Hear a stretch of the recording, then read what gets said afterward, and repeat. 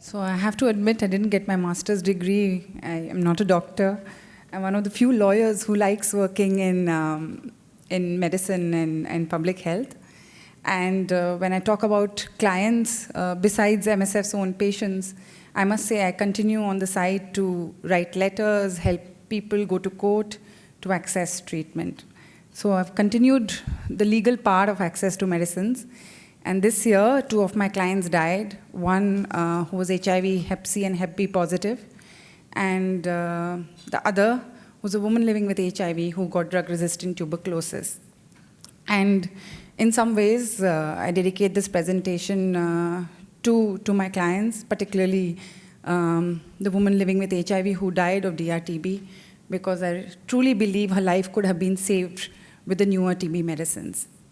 So I'm going to touch upon not just on antiretrovirals, I'm going to touch upon co-infection medicines, because I think we've come out of the era where we just concentrated on getting opportunistic infection medicines and ARVs to people living with HIV. If we want to make a significant effort in reducing mortality, we've got to look at co-infections. Some of it was touched upon in the earlier plenary session, where people talked about treating hepatitis C, hepatitis B, but I'm also going to do a little bit of TB in this. So how do I do the slides? Yeah, excellent. So I work for a unit of Médicins Sans Frontières, which was started in 1999, incidentally at the same time as the AIDS epidemic was killing 8,000 people a day. It's called the Campaign for Access to Essential Medicines, today the Access Campaign. We're a group of epidemiologists, pharmacists, doctors, lawyers, communication specialists, all of us together who look at what are the barriers to new drugs and diagnostics, and not only to just serve MSF projects, but beyond in the countries that we work in developing countries. So that's a very important part of the work that we do for MSF. So just going back, in the earlier conferences, intellectual property used to play a significantly big role in discussions. The groups who worked on intellectual property were always invited and were part of AIDS conferences because of the simple trajectory that where you had patents, you had monopolies, and where you had monopolies, you had high prices. And that always led to the rationing and restriction of treatment. And I'm going to talk about how we went about addressing it and how effective we are or not on that issue. So at one level, you had a monopoly starting, for example, extremely long monopolies that exist in the United States, to the other end where in India, the law prohibited medicines and fruit from being monopolized, which is why India was a big producer of generic medicine and continues to be a big producer of medicines. And wherever you see a medicine patented, the chances are that it is often rationed, especially in middle-income countries where 70% of the world's poor live. So if you look at the situation of very restricted access to second-line medicines in some of the region that we are in, you will find that somewhere it has a link to the intellectual property status of the drug. I've just put the contrast between the United States and India right at the bottom of my slide, which is in the United States, when Gilead first priced the drug sofosbuvir, it was at $1,000 a pill. And of course, generic competition has brought it way below $3 a pill. So it can be an extremely different price based on monopolies. I put an example of cancer because it just sort of explains what the difference between high income, middle income, and countries like India who do generics is. So if you look at imatinib, which is by far the most effective cancer medicine for chronic myeloid leukemia, it was launched at $33,000 per patient per year in the United States. It was hiked to $106,000 by Novartis by the time 2015, 2016 came. So over a 10-year period, they just simply doubled and tripled the price of imatinib. And then you look at the countries who are middle-income countries in this trajectory. You look at Thailand, and you look at Russia, and you look at Brazil. They all are paying significantly high prices for imatinib, or were paying till the patents expired. And then you start having the generics coming in at $790 per patient per year. And you look at the cost of production, it's $180 per patient per year. So if you look at monopolies, they have a significant impact on pricing and availability of medicines. So this is something that we need to look into constantly, with not just in HIV, but in co-infections as well. So just a very brief history for those who are under 30 and may not remember this. We're not at the Durban AIDS conference, unfortunately, or fortunately, whichever way you look at it. So if you look at the late 90s, we had 40 million people living with HIV, 8,000 people were dying. The price available was at $15,000 per patient per year. Almost everybody was struggling to put people on antiretrovirals in the developing world. Thailand, Kenya, South Africa, India, everyone was in the same boat, so to speak. There were no fixed-dose combinations of antiretroviral drugs. And then in 2001, the first generics and the first fixed-dose combination started to be offered by Indian generic companies. Cipla made an offer of $350 to Médicins Sans Frontières for its projects and $1 a day price, and that changed the debate on HIV/AIDS. It suddenly became very fundable, doable, and achievable to start treating AIDS. And then the political conflict started. Thailand was in the middle of the debate on compulsory license. South Africa, if you remember, Nelson Mandela's government was sued by 39 pharmaceutical corporations over trying to import generic medicines, and so on. I mean, these battles were common, and people living with HIV, along with clinicians and others, were working tirelessly to achieve access to the generic drugs that were there. So what really happened? Generic competition happened from $15,000 to $10,000, $439.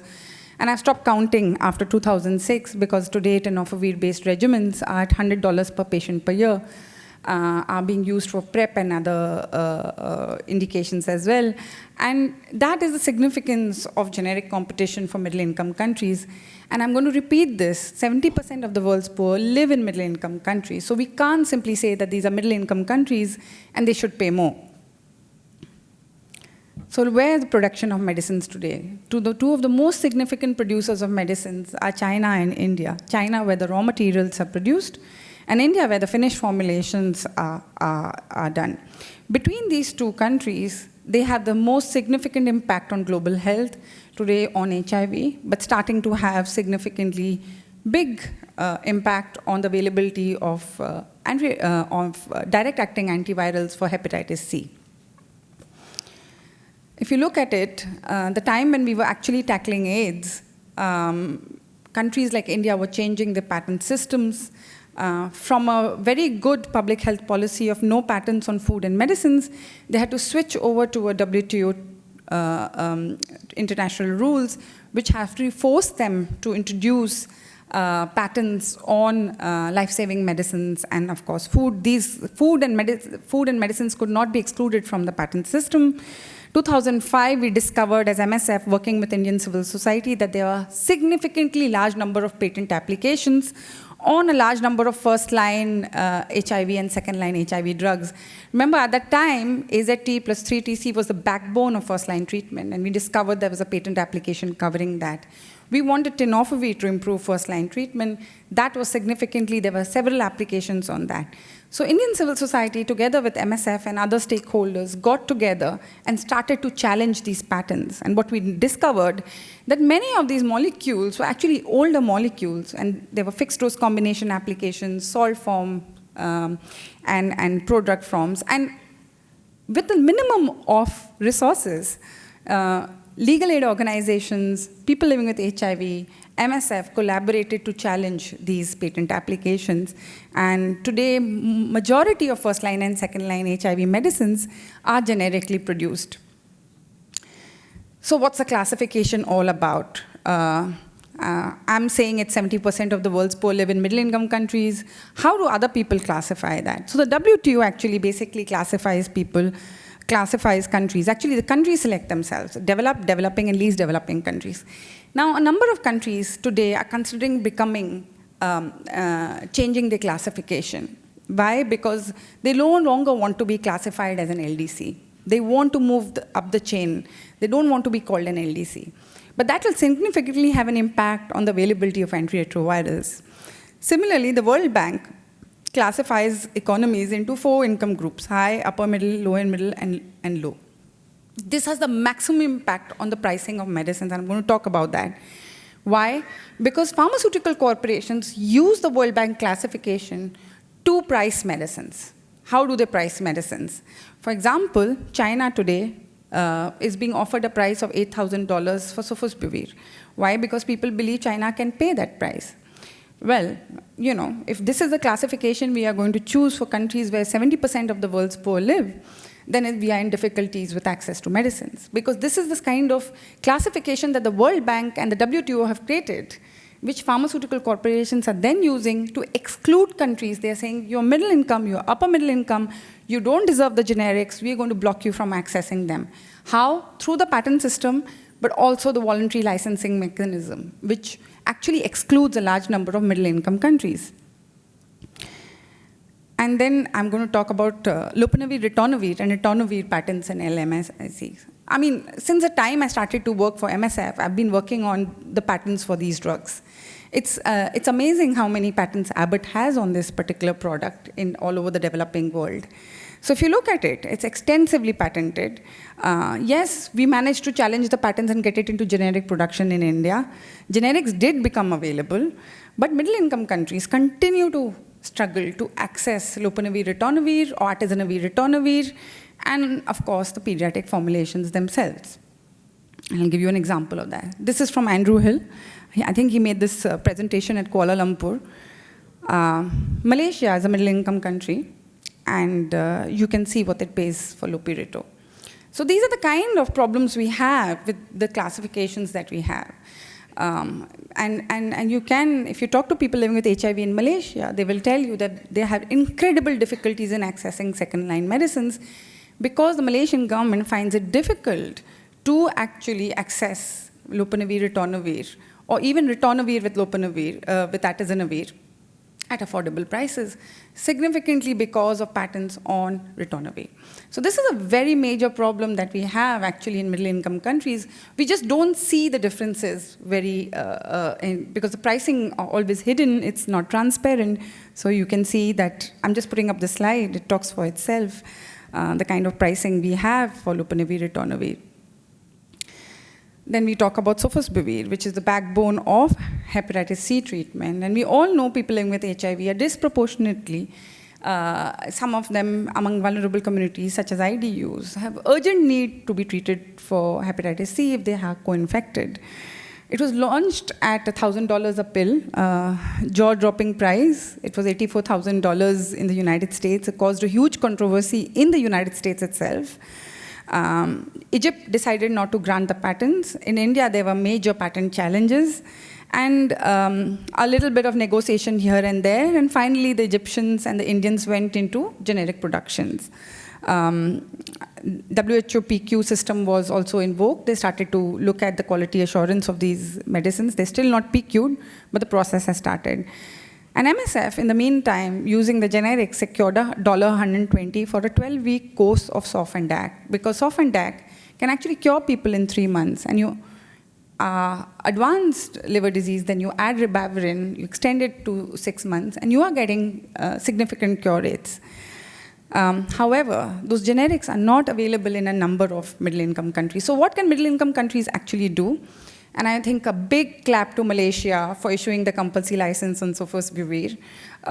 They have gone ahead with a decision to provide sofosbuvir and daclatasvir to people living with hepatitis C that aim to provide it to 400,000 people who are all chronically infected with hepatitis C. And the goal is to reduce the price below USD 300 for a 12-week regimen. So you can take steps to reduce prices. But it's not just a MIC problem. I'm sorry, the high drug pricing thing is hurting everybody. Hong Kong, I was talking to someone over lunch today and told me they restrict access to hepatitis C treatment to the sickest because the cost is about $50,000. And this is a problem that has become global. It's not about which classification you live in. It is about the intellectual property system you have. And then, of course, China, which has one of the largest burdens of hepatitis C, but is struggling to access direct-acting antivirals. And I can tell you this, that a number of people from China are traveling to India to get treated, and that should not be the case. People should be treated in the countries by their own doctors and their own public healthcare systems. It's incredibly difficult to travel to another country to be treated. And this is something that I think all conferences need to put on the agenda and prioritize. Drug-resistant tuberculosis. We can't ignore this epidemic. It's infectious, it's deadly, it's killing vulnerable populations. It's killing drug users, it's killing people living with HIV, and the mortality is too high. The cure rates for current MDR regimens, 24 months, with an injectable, are less than 50%. We use drugs like cycloserine, which cause depression, and these are drugs that we would like to change and move out of the regimens that we have. New drugs like bedaquiline, and of course we need other new drugs as well, offer new hope. And you have bedaquiline and delaminid, and they're difficult to access. So in some countries, they are not registered. In some countries, you have patient-by-patient compassionate use programs. That's how we started in South Africa and India. And then you have sole suppliers, because there are patent monopolies attached to these drugs. Sometimes these companies offer special deals to South Africa and India and have made the effort to register the medicines. But in other middle-income countries, that's not the case. So what's the pricing from J&J? $900 for low-income countries, $3,000 for middle-income countries, and $30,000 for high-income countries. And that's just the cost of one drug. So you add other drugs that you need for DRTB. And DRTB then tends to be quite an expensive regimen for developing country and middle-income countries to provide to people. It's extensively patented in the region, especially in middle-income countries, and this is going to be a very contentious issue. I will just point out that the South Africans have replaced the injectable. It's one of the drugs that causes deafness in people. So you're cured of DRTB, but you lose your hearing. That's not a very nice outcome for people who have to undergo DRTB treatment. And I'm not talking about the other drugs that cause a huge number of other side effects. So they decided to do away with the injectable and put bedaquiline instead. And I think it's a very remarkably bold step that South Africa has taken to improve treatment, DRTB, MDR-TB treatment for people living with HIV and other who have DRTB. So I will say this, that DRTB needs to be on the agenda of every AIDS conference, and really on the agenda of every AIDS conference. And if there's any questions, I'll be happy to answer them. Thank you.